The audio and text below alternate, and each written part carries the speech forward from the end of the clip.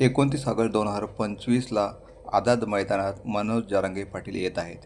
त्या संदर्भात आमदार रोहित पवार यांच्याशी संपादक महेश पाटील यांनी साधलेला संवाद मराठा आरक्षणाविषयी.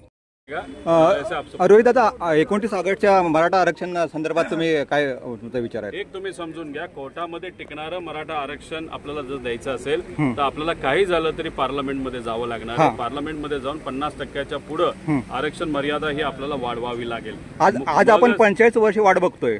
बघा, विषय एवढाच आहे, जे खरे जे होऊ शकतं, ज्याच्या माध्यमातून कोर्टात टिकणारं आरक्षण आपल्याला मिळू शकतं, हे मी तुम्हाला सांगतो. बरं, त्या संदर्भात आपण काय करत आहात? नाही, ह्याच्यामध्ये आम्ही हेच भूमिका घेतली होती.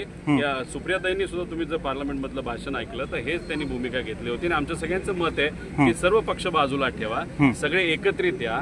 हे सामाजिक कार्यकर्ते जसे जरांगे पाटील भाऊ आहेत, हे अशा सगळ्यांना घेऊन आपण प्रधानमंत्री साहेब, जर मराठा समाजाचे नवे एक मुख्यमंत्री होत आहेत, बरोबर आहे, तरी आपल्याला इतक्या वेळ का तात्काळ बरोबर? बघा, तुम्ही मला आज पुढचं नाही तर आजचं विचारलं तर मी नक्कीच सांगू. बरं, आजचं सांगा. आधी काय झालं हे मी नाही सांगू शकतो. बरं, आता आरक्षण आपल्याला द्यायचं असेल तर आपल्याला पार्लमेंटच्या माध्यमातून नक्कीच मिळेल, जे कोर्टात टिकू शकेल.